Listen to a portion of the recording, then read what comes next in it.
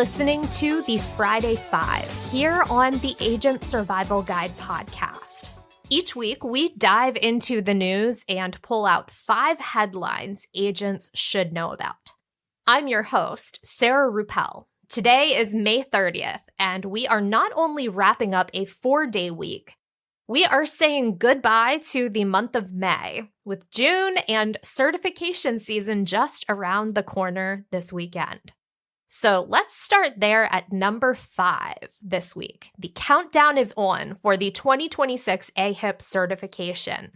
Monday, June 23rd is the date for that to come back online after a weekend hiatus. So make sure you save that date on your calendar. If you typically take the NABIP Medicare Advantage certification, no word yet on the official date for that. Last year, it came out one day prior to AHIP's weekend blackout before the 2025 upgrade. I would surmise that NABIP will likely follow the same time frame, which would put that certification coming out again around June 20th. But the official word is nothing official yet. When we get a date, we will mention it here, likely at number 5. 2 other things to mention before we move on to number 4. Registration for Ritter Summits is open and linked in the episode notes. And then with the new month of June comes a new calendar of webinars and events. Don't forget to check the Learning Center inside Medicare Center for the flip from May to June. We will have the link in our notes. Just keep in mind, the link does not change, but the content does on a monthly basis. So if you don't see the June schedule up today, keep checking back and hit either F5 or Control-R to refresh that page for the updated training schedule of webinars and events. Now, let's move on to number 4. Certification season is coming up fast. That means a lot of webinars, training, studying, and test taking. Some of the certifications are open book exams, and knowing keyboard shortcuts can really come in handy. When you're taking those open book exams with multiple tabs open, you can use Alt and Tab to move through your open tabs, which I don't know about you, but at any given moment, I have quite a few tabs open.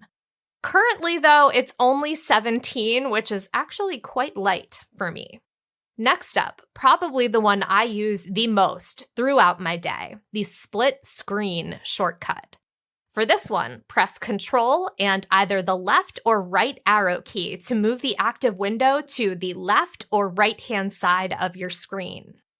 You can also push the Control button and either the up or down arrow to move the active window to the top or bottom of your screen. And then for those of you with really large screens, you could very well have 4 windows viewable within one screen. I did just mention how I typically have multiple tabs open. I'm also usually working with around 4 windows visible. These 2 shortcuts can really help you in those open book test situations, or just in everyday computing situations, where you need to view something in one window and type something in another. The third one that I'll mention, and this would make our IT department very proud, the combination of the Windows key and the L key to lock your computer. Always lock your computer when you step away from it. And if you don't have password protection on your computer, put password protection on your computer so you can lock it when you step away from it. And then the last one that I'll mention today, as a lover of emojis and someone who used to have an emoji keyboard extension in Chrome, you can use the combination of the Windows and period keys or Windows and semicolon keys to open the emoji menu and easily select your emoji of choice. And just like on your phone, your most used emojis will come up first, followed by the full menu of emoji options as you scroll down. Now, we'll be linking to an article with a few more keyboard shortcuts in the notes. If you have a shortcut that you cannot function without, send us an email and let us know. I love a good time-saving hack, especially in the form of a shortcut. And for those of you with Mac computers, we did not forget about you. We will have a link to some shortcuts for Apple users, including the ability to create your own keyboard shortcuts.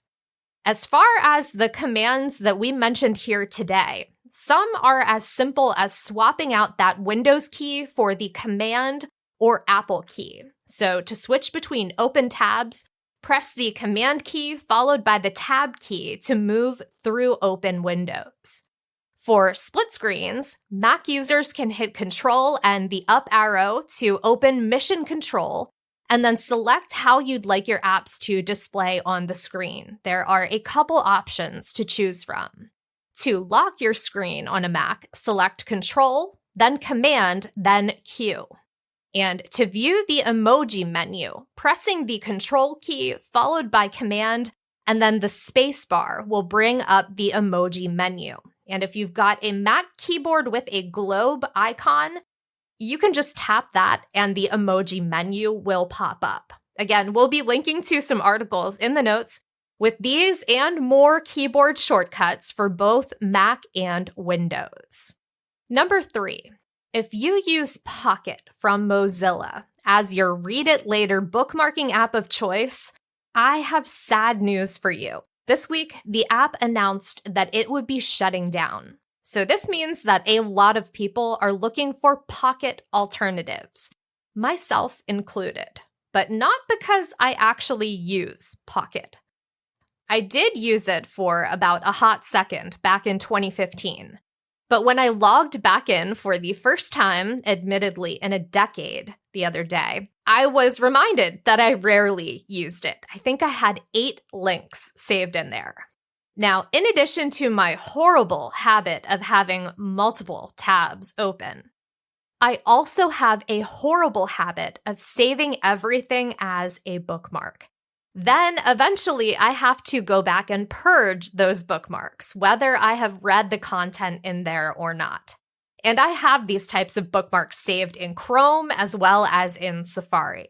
So in the spirit of trying to find a better way to organize my Read It Laters, I went down the rabbit hole to find some Pocket alternatives. Now, quick sidebar here. A Read It Later app is pretty much what it sounds like. It's like Pinterest, but for articles and usually text-based content. The premise is simple. Add a link, the app saves it for you so you can come back to it and read it at a later time when it's more convenient. Now, back to the rabbit hole. I had never really delved into this area, so I wasn't quite sure what to expect. What I found was a lot of different apps. There are a lot of options. Naturally, there was quite a bit of crossover in recommendations as I was doing my research. And the 3 most frequently recommended apps were Raindrop, Matter, and Instapaper. All 3 have a free version and the ability to upgrade to a paid tier with more features. They all have a reasonably clean layout that's easy to use. But there were some small details that made my choice clear. Raindrop lost a few points because it requires an internet connection for reading. Matter lost points because while it is available for web use and Apple devices, it does not have an Android app. It does have some very unique features compared to other Read It Later apps, like being able to import content other than just articles. But the fact that it's an iOS exclusive ruled it out as my top choice. For my purposes, that app is Instapaper. Very simple interface, easy to add links and attribute tags to them. I currently don't have too much stored in there to read, but with the way that I plan to use it and how I have it set up, I think it's just what I'm looking for. Also, content is available for consuming even while I'm offline, so that is definitely a plus. I will be testing this app out over the course of the next few weeks, so I will probably report back on it, and I might give the others a try too. We'll see how it goes with this one to start out. Like I said, so far, I'm enjoying the simplicity, and I like that I can utilize it both on the web and on my mobile devices. That being said, everyone has a preferred method of consuming content. I was mainly looking for simplicity, ease of use, and the ability to read offline. Your deciding factors might be different than mine, so your mileage may vary. We will be linking to a few different reviews and options in the notes, so you can start working through those to find the one that's right for you. Number 2, YouTube recently launched a weekly podcast chart. With that release, the top 3 podcast streaming platforms now have charts ranking the most popular podcasts. So far, the list only ranks the top 100 shows, but I wouldn't be surprised if YouTube will eventually drill down into more specifics. Both Spotify and Apple also rank the top podcasts overall, as well as podcast episodes, and then you can drill down further into categories. It's interesting to look at the lists side by side and compare. And if you're looking for new podcasts to listen to, highly recommend searching either the Apple or Spotify category listings. There's usually a good mix of new episodes along with more popular shows in there. We will have the links to those charts in the episode notes. And if you have a podcast that you absolutely love and you want to tell us about it, feel free to email us at asgpodcast@ritterim.com to send us that message, or you can reach out on our social accounts. Number 1, for the top story this week, we are adding to our definition of what counts as senior speak or elder speak. Both of these terms are interchangeable, and this is the tendency to talk to older adults in a patronizing manner, using simple words, possibly even adopting a higher-pitched tone. Think of the way that some people speak to children. If you're adopting those strategies when talking to older adults, you could be engaging in elderspeak. Friendly reminder that just because someone has gotten older in years, it does not mean that they don't still have the same vocabulary that they did in years past. In fact, some have likely improved on their vocabulary greatly over the years. There's really no reason to assume that you need to use simplified language any more so than with younger individuals. Another thing to remember, addressing seniors with names like sweetie, honey, or dear isn't any less offensive for our elders than it is for us younger folks. This is something that I think as time has gone on, younger and younger generations do not like being called these pet names, as they're often referred to. I remember feeling disdain for this type of speech as a teenager, and it is something I have not gotten more fond of as I've gotten older. Quite the opposite, and I think that's true for a lot of us. It's just not something that is looked on the same way that it was, say, 30 or 40 years ago. Now, in my news perusing, I recently came across a New York Times article on Elderspeak, and they were reporting on a recent study published in The Gerontologist. The study identified elderspeak and categorized typical attributes, some of which I've heard before, others that I hadn't, but they do make sense. Some of those that I did not previously know about are important to mention. So let's start with the one that was a little surprising at first glance. Using plural pronouns to talk to an older individual. Again, similar to the way we would talk to children. And here is where the tone of what we say really comes into play. It's one thing to use plural pronouns in regard to a collective. I tend to do that here on the show because this podcast is about so much more than just me sitting behind the microphone. It is truly a collective of individuals working together to make every episode happen. I also use the word we because I want each and every one of you in the audience to feel like you are part of the conversation. But when we shift our tone and adopt that high-pitched, sing-songy voice and combine it with simplified speech, it really can come across as patronizing. And it's not a good look for the person saying it, nor is it an effective form of communication. It can alienate and make people uncomfortable. And because I am an absolute nerd when it comes to learning new words, that shifting into a high-pitched tone is part of a broader attribute called exaggerated prosody. This is defined in the gerontologist's study as, quote, overly variable or sing-song intonation patterns may be high-pitched, excessively loud or soft in volume, or over-articulated, end quote. The other thing mentioned in the article that I did not previously think about are what is referred to as a tag question. This is when we ask a question, but we don't give the other person room to reply. Instead, we're using the phrasing of the question as a means to elicit a specific response. Now, questions are a vital part of agent-client interactions. While it might be tempting to ask a tag question, or perhaps a very close-ended question that either gives you a yes or no, it does not keep the conversation going. It's a good reminder to stick with open-ended questions that give your client the ability to answer thoughtfully rather than in a prescribed manner. Most of the other attributes on the list are self-explanatory, but I do want to include them here for completist purposes. Childish phrases, terms of endearment, collectives, simplified language, imperatives, exaggerated praise, the tag questions we just mentioned, minimizers, reflectives, and belittling. Avoiding Elderspeak is just one of many ways to empower your clients. It's important to help them feel confident, especially as they're taking a more active role in making healthcare coverage decisions. We will have the links to all of the resources we mentioned in our episode notes, so be sure to check those out for more information. Rupel recommends.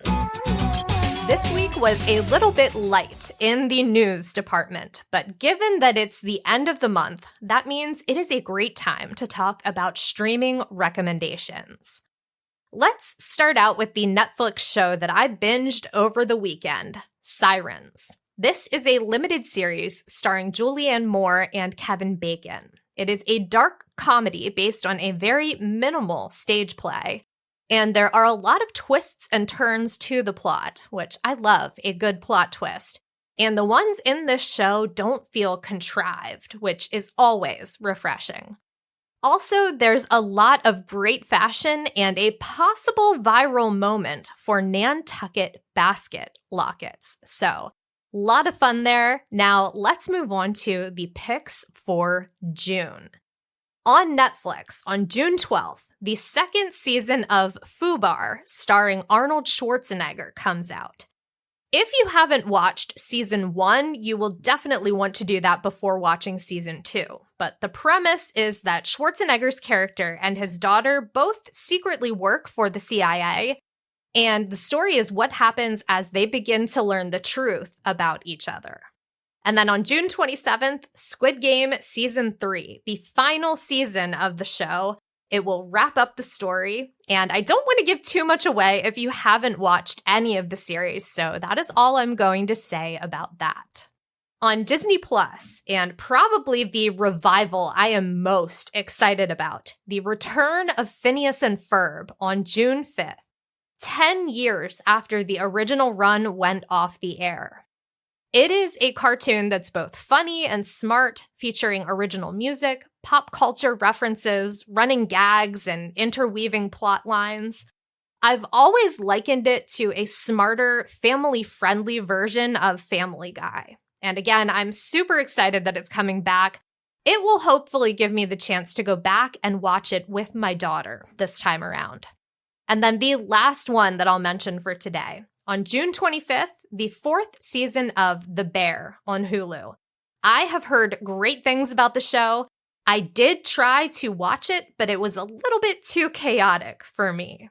We will have the links to the full list of what's coming to all the streaming platforms in June, so be sure to check out the episode notes for that and the other resources we mentioned here today. That will do it for this week's episode and, for the most part, the month of May. So I hope you have a great weekend. Stay healthy and stay safe out there, and we will see you next week. The Agent Survival Guide podcast is a production of Ritter Insurance Marketing, an integrity company. This episode was written and produced by me, Sarah Ruppel. Script editing and fact check by Tina Lamoureux. Podcast design by Urban Rivera. Rate and review our show on Apple or Spotify.